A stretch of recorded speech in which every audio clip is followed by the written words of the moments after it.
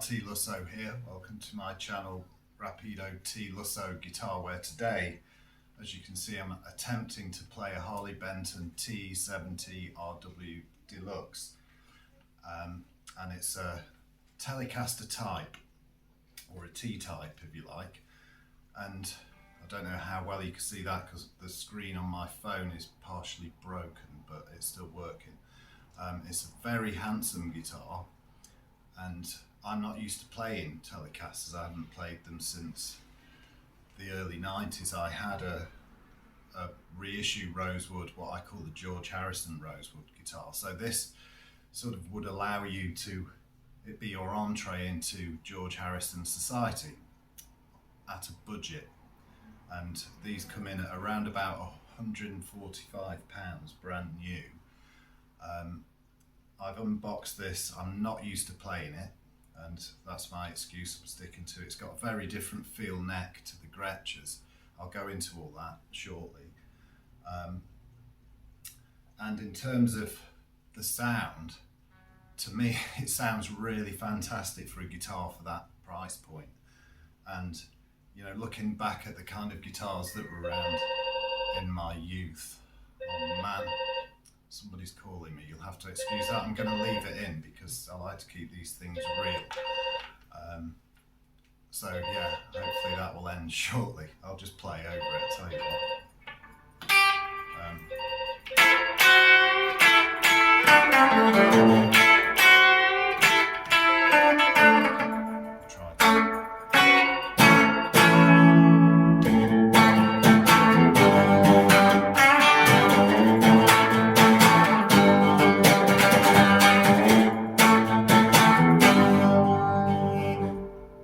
Stopped. Where was I? So yeah, I was saying that in my youth, you know, leaving school, really getting into guitars and stuff, there wasn't a lot within the budget of most people back in those days, unless you were fortunate and had super rich parents or lived in America where good guitars were available at way better prices than in the UK. We had the likes of Hondo guitars. Do you remember those? Satellite guitars, Columbus. I had a Columbus 335, and it's kind of my first electric guitar, and I sold my Rally Grifter to buy it, and my mum put £40 into it because it was 90 quid second hand back then, and all these years later are £145. Let's have a closer look. It's a very, very pretty guitar, and it's interesting that I've not had a Telecaster sort of in the house, the apartment or whatever, for a long time, and seeing it on the stand, it's a bit like being reunited with an ex-girlfriend or something like that. It's really quite a strange experience. But last night, I tend not to watch TV. I'll just sit drinking wine, listening to music, looking at guitars on stands, and I put this, like many of us do, in a prime position so I could just admire it. Now let's get into the deets. It's a TE-70-RW Deluxe. The TE, I'm guessing, stands for Telecaster. I'm assuming 70 represents the year it's based on, and RW is Rosewood Deluxe. Now the construction is basswood or basswood, depending on how you want to pronounce it. I'm going to call it basswood. And interestingly, just down the road here where I live, there's the beach, and they were reconstructing the groins down there, and it had some information on what materials were being used. Now those groins were made of basswood, and if that's tough enough to stop a beach being deconstructed by weather events, then it's a good material to make a guitar out of, in my book. And it's a bit heavier than a lot of tellies I had. In fact, it weighs 3.735 kilograms. Now the finish is rosewood imitation veneer. What the veneer is made of, I don't know, and it's what they call a photo frame finish. So they photocopied photographs on wood and then printed it. The neck profile is C. The radius is 350 mil. I'm reading off a board here with the information. And for me, it's a difficult one to play with that. It's got quite a flat board. It doesn't have the rolled edges. So if you're doing the killer grip, when I'm sat down it's okay, but if I'm stood up with a strap it's a bit trickier, where the Gretsch profiles that I like tend to have more of a curvature to them, so you can grab those chords. The fretboard is amaranth, which I understand is a sort of relative of rosewood, so it's going to have a natural oil in it, so you wouldn't really want to or need to oil this fretboard. And I think they cook with amaranth flowers and amaranth seeds in the Middle East. So I've heard. 21 frets, nut width 43 millimeters. The hardware on this guitar, and I'm guessing that's why they call it a deluxe, is Wilkinson, and it's really good quality. I've got Wilkinson stuff on other guitars, and I've fitted Wilkinson stuff for guitars I've done setups or repairs for people. The volume and tones feel really, really good and really good quality. The roll off is okay. Let's listen to the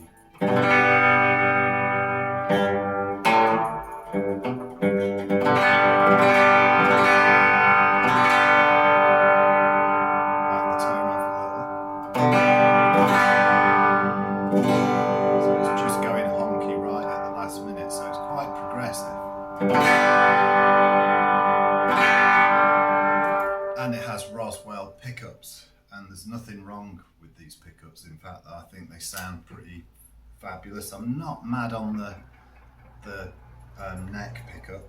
Let's give it a listen.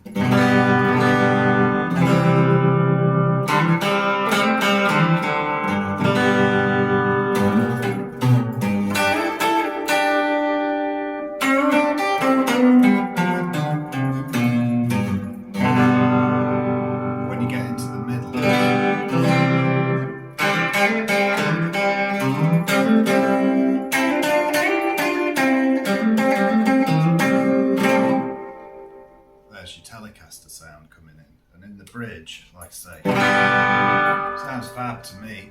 And you know, I wish they'd had guitars like this. And would I use this guitar live? Yeah, I would, and certainly use it in the studio. I've done a little bit of tweaking on the intonation. It's slightly out still. The neck's not badly set up. The frets are really dressed brilliantly, really. I think the frets for me are a little bit chunky. It's got 10 gauge strings, which aren't my thing. But I'm looking forward to getting used to playing it. And the Roswell pickups, I fitted these on a Gretsch guitar, the Roswell Filtertrons, and I did some comparisons with higher end pickups. I won't mention the names, but you probably guess which ones I'm talking about. And I couldn't tell much difference, if I'm honest. I really couldn't. I think you'd need to use some scientific equipment to see a difference. You know, it has a string-through body with countersunk ferrules. Now, the string-through body, they're not all bang in line, but it doesn't really matter. At least they're countersunk. It's double bound, which is really, really pretty with this off-white or cream ivory sort of binding. Brass saddles, and that's your guitar for £145, the Harley Benton TE-70-RW Deluxe. So the pros to it are, for me, it sounds like a Telecaster, and indeed it actually sounds better than some of the real Telecasters I've had. That may cause some controversy, but the guitar doesn't know. You know, it's the concept of the guitar. It's the right shape, the pickups have got the right idea, it's got the brass saddles. The headstock shape is different to a Tele. I'm not, you know, it's not upsetting to the eye to me. I can live with that. And yeah, it's a great guitar. So let me know what you think. And if you find this content interesting, do let me know. Any questions? But if you're wanting to get a different flavour in the studio and you don't have a Telecaster, I mean, these are great for all types of music. Of course, I gravitate towards country type spanking Telecaster sounds, you know, the Wilco Johnson. You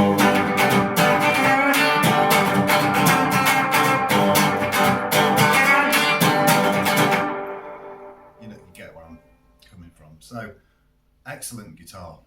I think it's a keeper.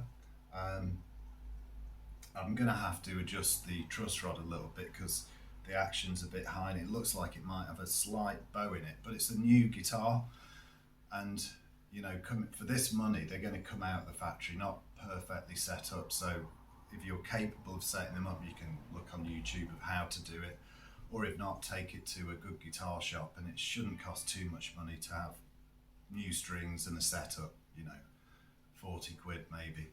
And I wouldn't change any of the pickups. I'll leave them well alone. I don't think you're going to improve anything. I like the pots and the overall sound of it. So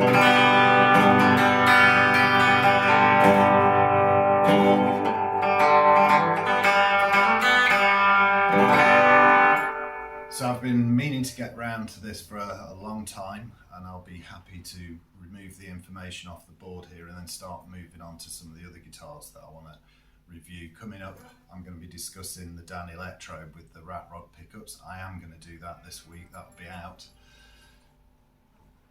probably by Wednesday of next week, and yeah, looking forward to doing that. So thank you to all the support, the questions on the channel, comments are great. I had one today which I wasn't too keen on, somebody slating the Chinese Gretches, saying they're embarrassing. I don't agree with you. They're actually fantastic. I've just had a problem with the tusk nut on one of them. The other one's not as bad, but I've just got to look at the drawer, isn't it? If you're making thousands of nuts, not everyone's going to be perfect. So I think I got an imperfect one. But that guitar, I love it, and I'm putting a proper bow nut on it. I'm making that myself. So yeah, thank you to new subscribers, and support the channel by subscribing and giving us a thumbs up, and take care. I'll talk to you soon. Stay cool.